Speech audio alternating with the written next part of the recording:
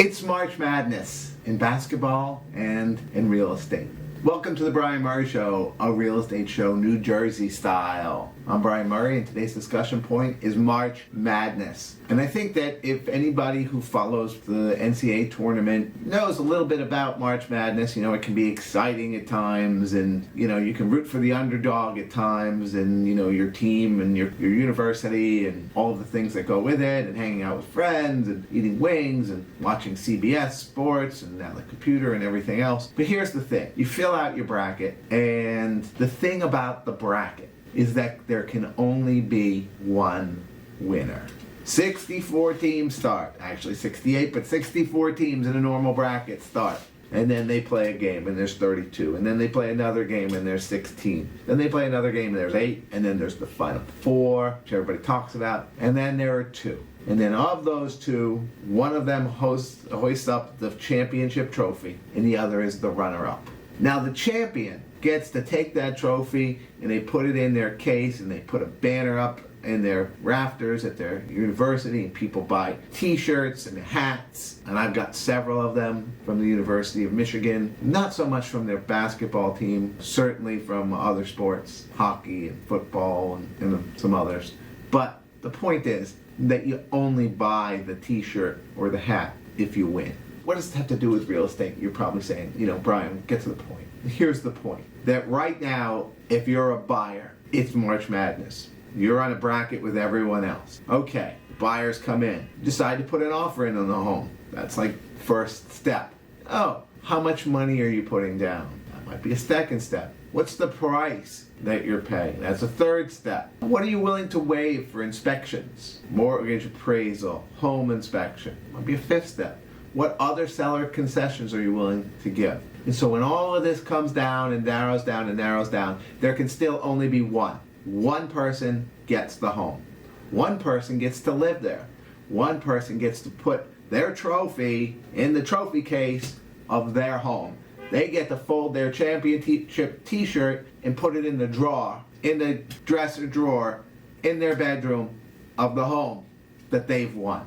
And you know what the second place person gets to do? They get to miss weekends of watching basketball when they're going to look for other homes and starting the bracket tournament all over again. That's March Madness. If you're a buyer, you're in the middle of it. You have to decide, do you want to win? I mean, honestly, if you don't win, whether you finish second or you finish 64th, does it even matter? Second is last. So that's March Madness. This is today's discussion point. I'm Brian Murray. This is Brian Murray with the weekly market numbers for Hoboken and Jersey City, March 15, 2022. Every week we do these market numbers, and sometimes they change a lot and sometimes they change a little. Well, a little back to normalcy here, especially in Hoboken, where there are more listings than there were contracts in the last 30 days. So if you'll even look at that, 103 contracts last 30 days. That is a best month in most years. That is a June, July kind of a number, May, June, July number in a really good year. And we're seeing that in mid-February. 103 contracts. Look at Jersey City, the same thing, 84 contracts. That's as good of a month as you typically see in a year there. You'll see those sold to ask prices again. They're going to get closer and closer. Almost everything now is in a bidding war, multiple bid situation. If you're a buyer and you're losing out on your multiple bid situations, you better come talk to me, because I have ways where my clients actually get the home. They're one of those 103 in Hoboken, those 84 in Jersey City, because we have strategy.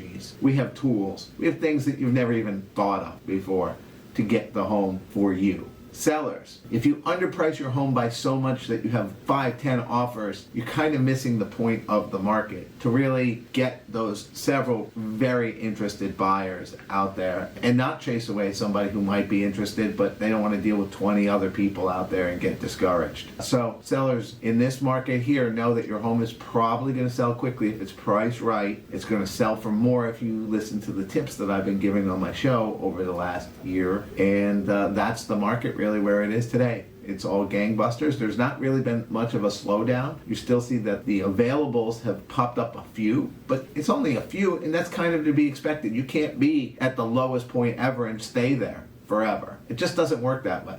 So these are the market numbers for Hoboken and Jersey City, week of March 15, 2022. If you have very specific questions about very specific segments, reach out to me and I'll explain them in more detail. The good, the bad, the ugly.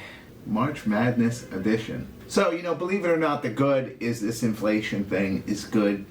I posted on my social media a great video from the Real Deal magazine, which is kind of like an insider's real estate magazine, and they explained the how inflation actually benefits real estate. If a few factors kind of go your way and you're consistent and you do the right things, it can be a real benefit for real estate. So if you own real estate, a home, an investment property, it's actually inflation kind of can offset a lot of that other stuff that inflation does in terms of raising food prices and the price of used cars and everything else. So buy real estate as a hedge. The bad, it's interesting. The Fed just raised interest rates this week, and they say they're going to do it a whole bunch more times. I think some of that has already been priced into the real estate market and into the mortgage market. The bad is, my mortgage person, we do a weekly show on Mondays. The rates are over 4% on most 30-year products. The good news about that is you don't need a 30-year product in most cases. But we can talk about that maybe next week in the discussion point. But the bad is that the rates for a 30-year are over 4%. The good news is maybe you don't need a 30-year product.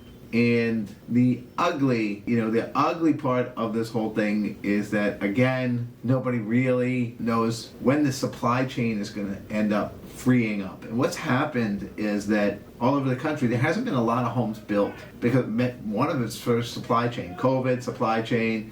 And so what ends up happening is that there's no place for the seller that's selling the home that you're going to buy as a buyer doesn't have any place to go, so they don't sell. And so everything gets kind of bottled up, just like those cargo ships at the port. So that's the kind of the ugly thing. And it takes a long time to build homes. I mean, you can't just snap your finger and all of a sudden, hey, there's a home. It's 6 months, it's 9 months, it's a year or more now because of the supply chain. Prices are kind of all over the place. Prices of raw materials are bouncing, doubling, tripling sometimes, and then falling back. And it makes it very hard for small builders and large builders to provide the kind of inventory that we all need.